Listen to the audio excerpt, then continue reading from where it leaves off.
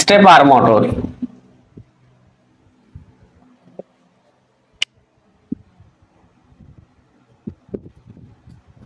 Stepper motor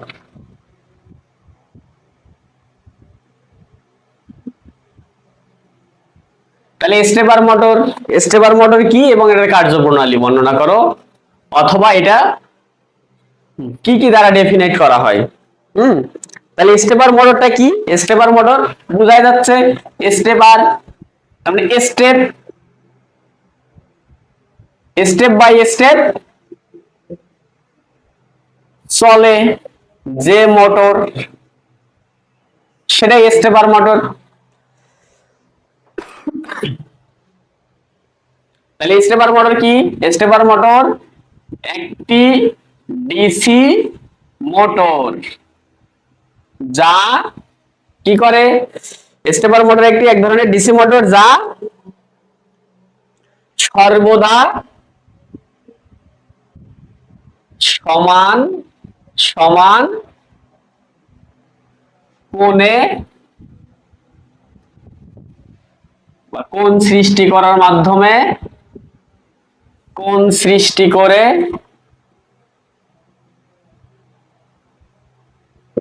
ধাপে ধাপে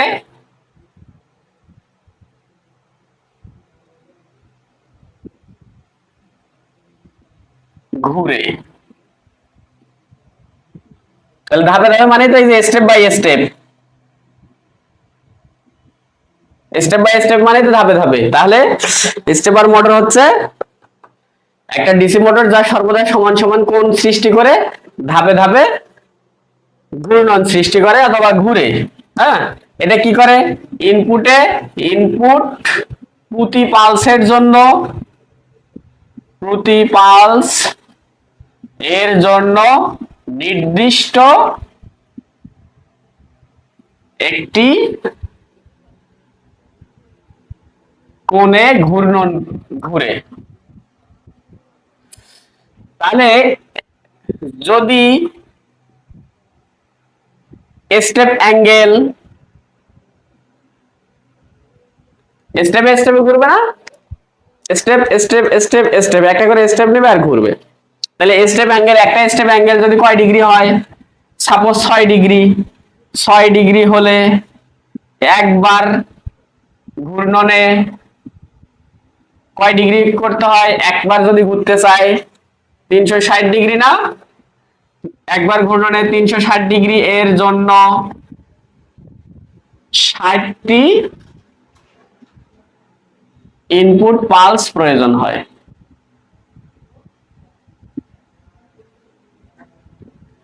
ঠিক আছে, তাহলে এক স্টেপে যদি সে 6 ডিগ্রি ঘুরে তাহলে সে একবার ঘুরে আসতে কতটা পালস লাগবে? তাহলে একটা আমি ইনপুটে পালস দিব, সে কয় ডিগ্রি ঘুরবে? 6 ডিগ্রি। তাহলে আমার একবার ঘুরাইতে গেলে তো 360 ডিগ্রি ঘুরতে হবে। তাহলে 360 ডিগ্রি ঘুরাইতে গেলে 360/6, তাহলে 6 6 36 10, তাহলে 60টা পালস লাগে। এখন তোমাকে মোটর একটা কিনে দেওয়া হইলো, কোথায় ব্যবহার করবো এগুলা?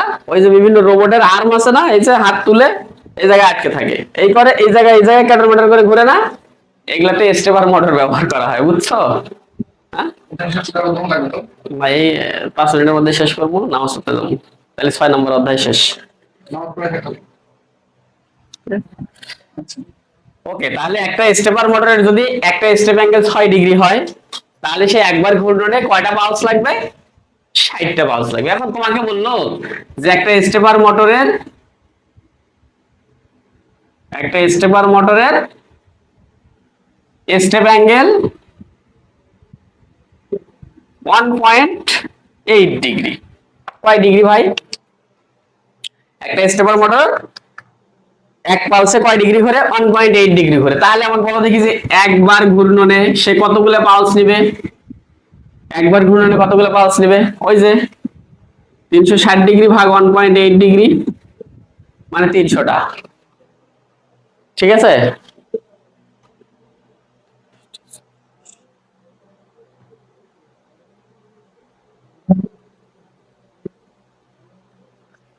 তিনশোটা হয় না কয়টা হয়? 300 না 200টা হয়, হ্যাঁ তাহলে 200টা, তাহলে একবার ঘূর্ণনে 200 ইনপুট পালস দিবে। তার মানে এই যে দেখো রোবটের আর্মে কি করে, এই যে হাত এই এই এই এই এরকম এরকম ঘুরে না, রোবটের আর্ম কি এরকম করে ঘুরে একবারে স্মুথলি, যেগুলো রোবট দেখবা এরকম এরকম এরকম এরকম এরকম নাচতে নাচতে যায়, তাহলে সেখানে কি হয় ওই স্টেপ বাই স্টেপ সে অ্যাঙ্গেল করে। তাহলে ওকে যদি ইনপুটে 10টা পালস দেওয়া যায় তাহলে সে 10 পালসে 1.8 গুণন 10, তাহলে 1.8 গুণন 10 তার মানে 18 ডিগ্রি ঘুরবে, 18 ডিগ্রি ঘুরবে। আমরা যদি দুটো পালস দেই তাহলে 1.8 1.8 কি হয় 3.6 ডিগ্রি ঘুরবে। আর যদি একসাথে 200টা পালস দেই তাহলে সে এক চক্কর লাগাই দিবে। কথা বুঝতে পারছি? এই আর্ম গুলোতে ব্যবহার হয়, রোবোটিক্স আর্মে ব্যবহৃত হয়। তারপরে বলো এখন সিএনসি মেশিন আছে না, সিএনসি মেশিন কোথায় ব্যবহার হয় এগুলা, তাহলে ব্যবহার গুলো কোথায় হয়, তাহলে 1 নম্বরে বললাম আমি হচ্ছে কোথায় রোবোটিক্স, রোবোটিক্সে ব্যবহার হয়। 2 নম্বরে সিএনসি, সিএনসি মেশিন, তাহলে কোথায় গিয়ে কত ডিগ্রি ঘুরবে সেই অ্যাঙ্গেলটা স্টেপ বাই স্টেপ করে দেয় স্টেপার মোটর। সিএনসির পূর্ণরূপ কি, সিএনসির পূর্ণরূপ কি, এটার পূর্ণরূপ এখন আমরা 6 অধ্যায় পড়তেছি না, এটা অধ্যায় 9 এ আছে, অধ্যায় 9 এ যায় বাবা। তাহলে সিএনসি কি, কম্পিউটার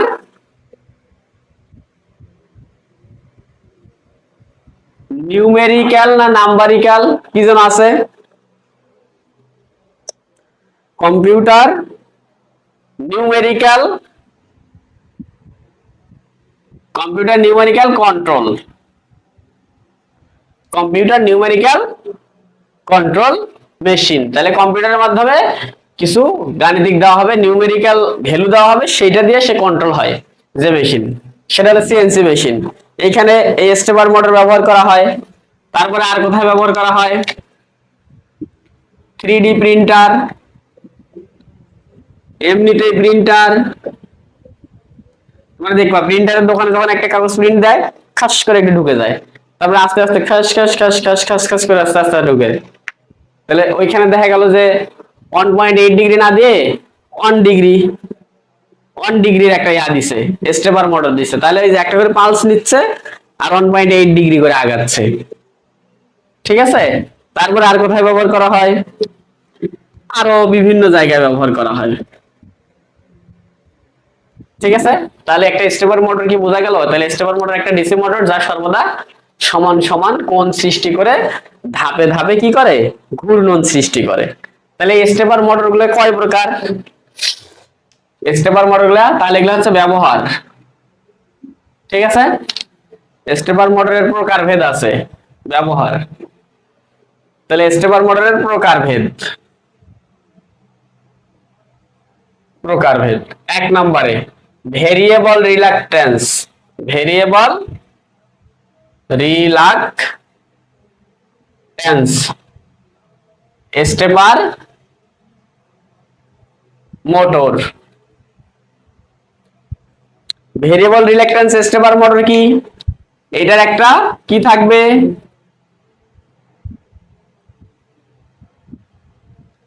এইটা হচ্ছে মোটরের কোর, আর ভিতরে একটা রোটর থাকে, এটা হলো রোটর। এই রোটরটা থাকে হচ্ছে কি ইলেকট্রোম্যাগনেট দ্বারা কন্ট্রোল করা হয়, তাহলে এটা ই দ্বারা কন্ট্রোল করা হয়, ইলেকট্রোম্যাগনেট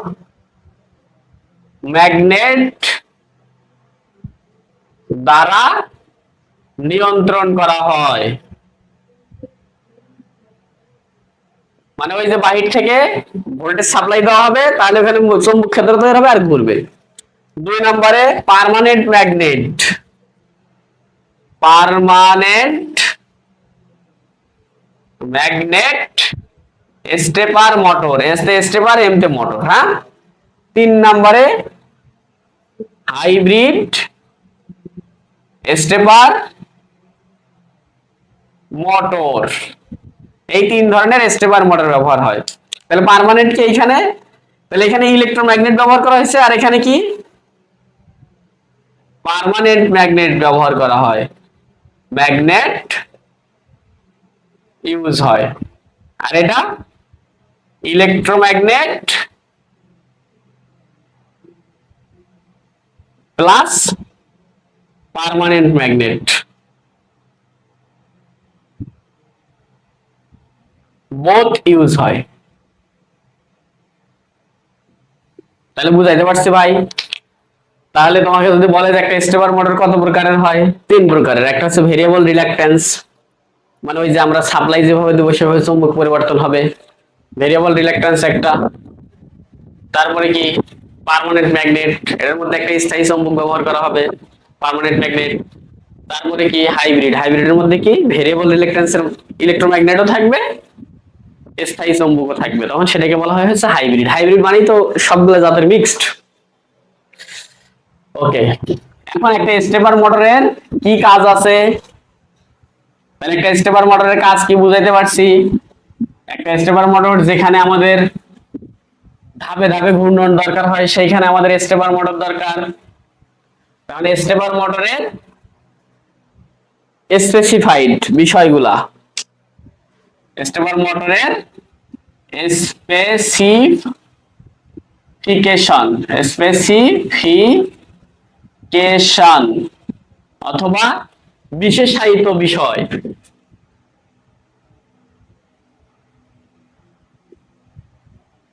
বিশেষায়িত বিষয়, তাহলে একটা স্টেপার মোটরে কি কি দিক আছে। এক নম্বরে হচ্ছে ফেজ। ফেজ, ফেজ কি, যে মোটর ওয়াইন্ডিং কত ফেজের,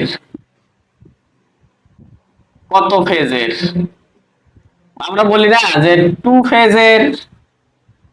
ফেজ, 4 ফেজ, 3 ফেজ। তাহলে একটা মোটরের ভিতরে কতগুলো ফেজ আছে, বেজোড় সংখ্যক ফেজ সাধারণত থাকে না, 4টা 6টা এরকম থাকে। হ্যাঁ, তাহলে কত ফেজ সেটা একটা ফেজ। তারপরে 2 নম্বরে কি, একটা মোটর স্টেপার মোটর প্রতিবার কত ডিগ্রি করে ঘুরবে, এটা রচনামূলক প্রশ্ন আসে। হ্যাঁ, রচনামূলক আসবেই। 2 নম্বরে কি, তাহলে স্টেপার মোটর অবশ্যই পাবা, হ্যাঁ অবশ্যই আসবে, গ্যারান্টি। হয় স্টেপার মোটরের সংজ্ঞা, ব্যবহার, আর না হলে এই যে স্টেপার মোটরের স্পেসিফিকেশন, স্টেপার মোটরে কি কি থাকে। ঠিক আছে, দেখো খুব সহজ, কঠিন কিছু না। তাহলে একটা ফেজ, তারপরে স্টেপ অ্যাঙ্গেল। স্টেপ অ্যাঙ্গেল কি, তাহলে প্রতি ঘূর্ণনে মোটর যে পরিমাণ ঘুরে,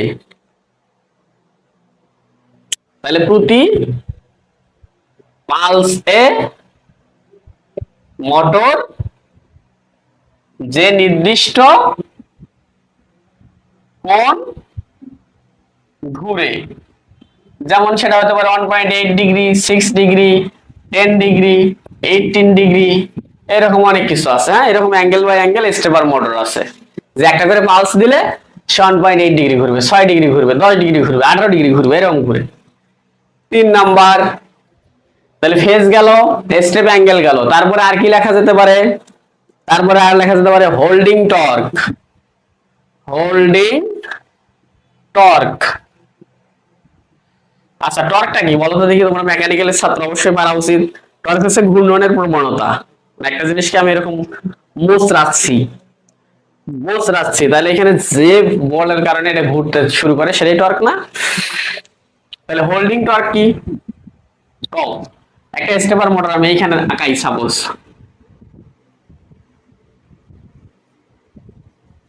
একটা স্টেপার মোটর, তাহলে এটা সেই কি শ্যাফটটা না, এটা সেই শ্যাফট, এই যে শ্যাফটটা। হোল্ডিং টর্ক মানে কি, ধরে রাখা টর্ক না, ধরে রাখা যে শক্তি সেটা কি। তাহলে মোটর চালু অবস্থায়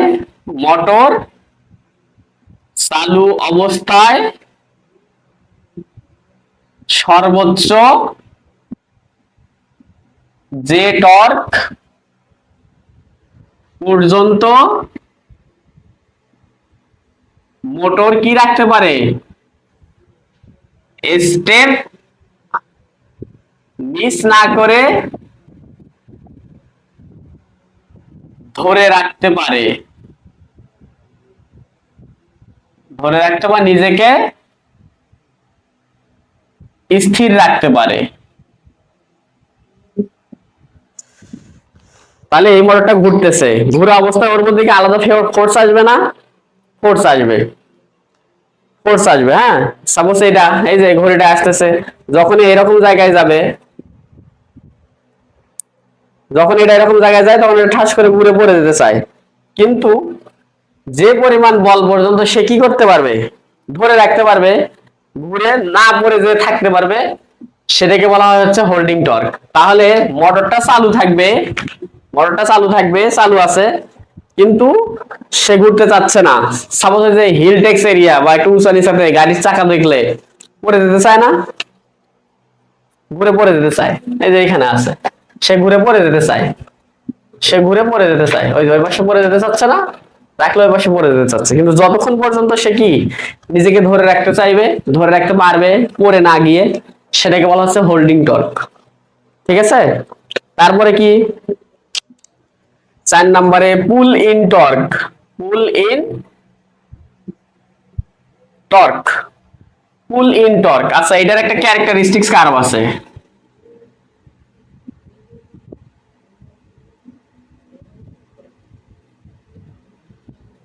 এটা কেমন? এটা হচ্ছে এরকম, এদিকে হলো স্পিড আর এদিকে হচ্ছে টর্ক।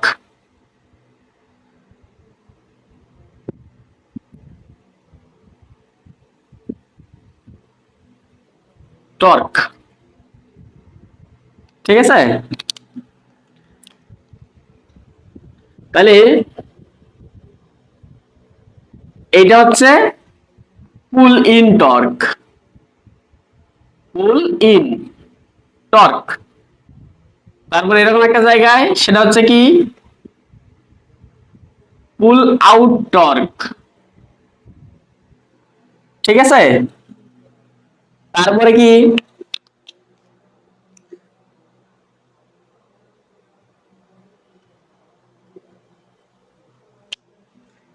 এইটা হচ্ছে মিনিমাম পুল ইন স্পিড, আর এটা হচ্ছে ম্যাক্সিমাম পুল আউট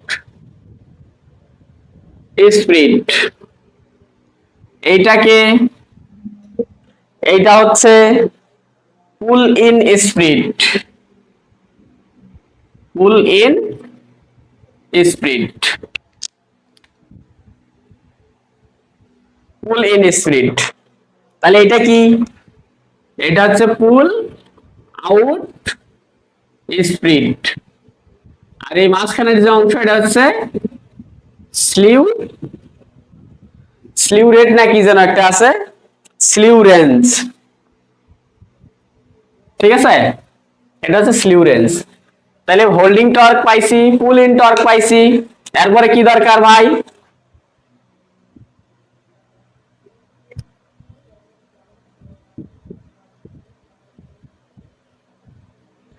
এরপর দরকার হচ্ছে পুল ইন টর্ক। তাহলে পুল ইন টর্কটা কি?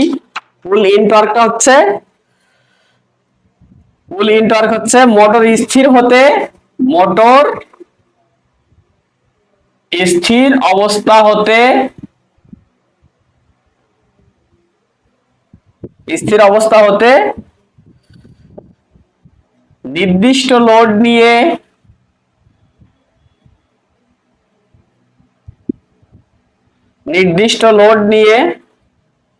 স্টেপ মিস করা ছাড়া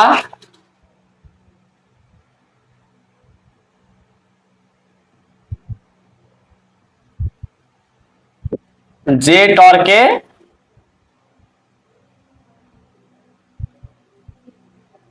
ঘোরা শুরু করে। তাহলে ঘোরা শুরু করবে সেটা হচ্ছে পুল ইন। তাহলে পুল আউট একটা আছে, 5 নম্বরে 6 নম্বরে কি হবে pull in speed, pull in rate, আরেকটা হবে কি তাহলে পুল আউট রেট, 8 নম্বরে আরেকটা হচ্ছে স্লিউরেন্স। ঠিক আছে, দেখো খুবই সহজ বিষয়, একটা যদি বুঝো বাদ বাকি গুলো খুব সহজে মনে থাকবে। তাহলে ফেজটা ছিল হচ্ছে যে কয় ফেজের সে মোটর, 2 ফেজ না 4 ফেজ। স্টেপ অ্যাঙ্গেল প্রত্যেক ইনপুট দেওয়ার ফলে সে কতটুকু কতটুকু করে ঘুরবে, কত স্টেপ দিবে সেটা। হোল্ডিং টর্ক কি, সে চালু অবস্থায় যেই টর্ক নিজের মধ্যে ধরে রাখতে পারে সেটা হলো হোল্ডিং টর্ক।